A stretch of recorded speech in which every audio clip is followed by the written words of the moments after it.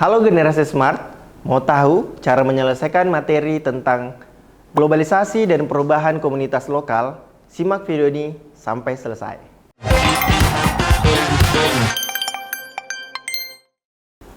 Nah, untuk soal nomor 1 tentang berkembangnya teknologi internet memiliki implikasi terhadap semakin terbuka dan mudahnya akses individu untuk saling berhubungan lintas negara.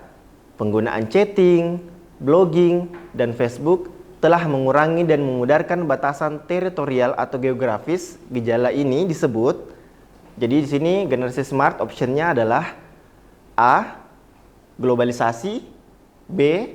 Westernisasi, C. Modernisasi, D. Teknorasi, dan E. Hegemoni. Nah, ketika generasi smart menemukan pertanyaan seperti ini, kita bisa mengingat kembali apa definisi-definisi dari option-option ini.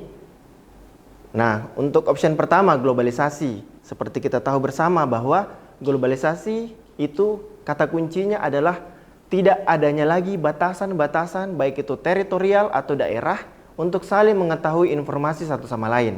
Nah, kedua, B, westernisasi.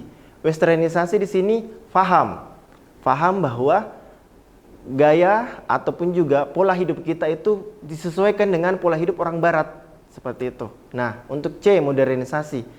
Kata kunci dari modernisasi di sini adalah masa kini, masa di mana teknologi itu sudah maju.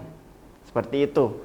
Nah, untuk D, teknorasi. Teknorasi ini pernah terjadi di zaman dulu di mana penentu kebijakan atau keputusan-keputusan politik itu dipengaruhi oleh para teknisi-teknisi. Nah, untuk E, hegemoni. Hegemoni ini merupakan paham politik di mana para penguasa ingin segala keputusan itu harus sesuai dengan penguasa itu kehendaki. Jadi, untuk soal seperti ini, jawaban yang paling sesuai adalah A, yaitu globalisasi. Karena seperti saya jelaskan tadi, bahwasanya globalisasi itu adalah sebuah konsep di mana di dunia ini sudah tidak ada lagi batasan-batasan, baik itu batasan teritorial atau batasan daerah. Nah, generasi smart juga bisa mengambil contoh seperti di Ukraina dan di Rusia yang sekarang lagi berperang. Nah, itu kan kita bisa mengetahui kabar-kabar tersebut karena faktor globalisasi. Di media sosial sudah banyak sekali berita-berita. Di Amerika kita sudah tahu di sini.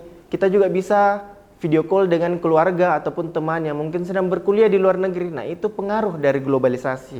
Jadi, titik poinnya di sini adalah globalisasi itu merupakan sebuah konsep di mana sudah tidak ada lagi batasan-batasan untuk saling bertukar informasi di setiap belahan dunia. Seperti itu.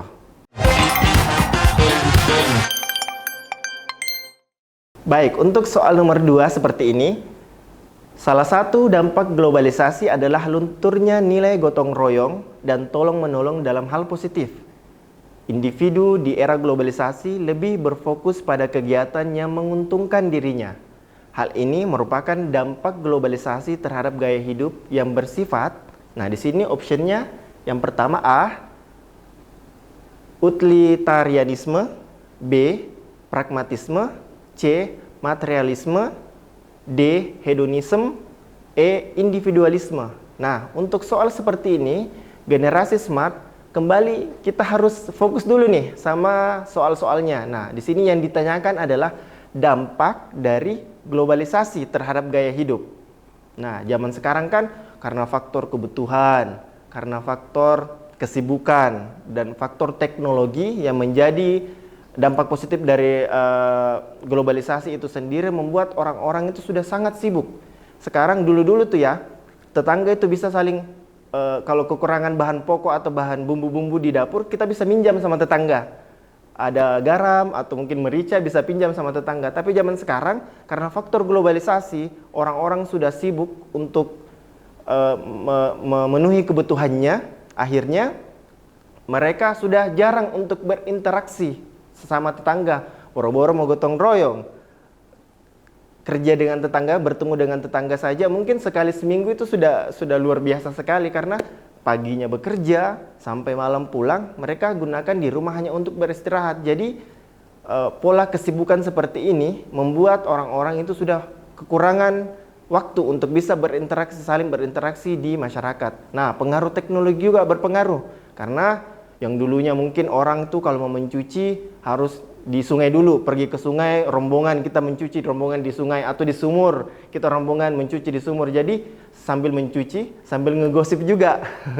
Jadi pola seperti itu yang sudah berkurang di masyarakat. Sekarang sudah ada mesin cuci. Jadi kalau pulang kantor sudah taruh pakaiannya saja di mesin cuci, tinggal diputar, dijalankan mesinnya, semua selesai. Jadi pola globalisasi ini membuat orang itu menjadi bisa menggunakan segala aspek, bisa melakukan segala hal itu dengan sendirinya atau dengan dirinya sendiri. Jadi untuk jawaban dari soal nomor 2 ini adalah individualisme. Kenapa demikian? Karena seperti saya jelaskan tadi bahwa zaman globalisasi ini membuat orang itu sudah sangat sibuk, dan teknologi membantu orang untuk bisa mengerjakan semuanya dengan cepat dan sendiri.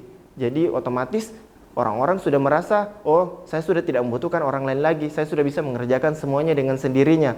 Beli makan kan sudah bisa pakai Gojek, mencuci sudah, sampai cuci piring kan sudah ada mesin untuk mencuci piring juga, seperti itu. Jadi untuk soal seperti ini sudah pasti jawabannya adalah individualisme, seperti itu.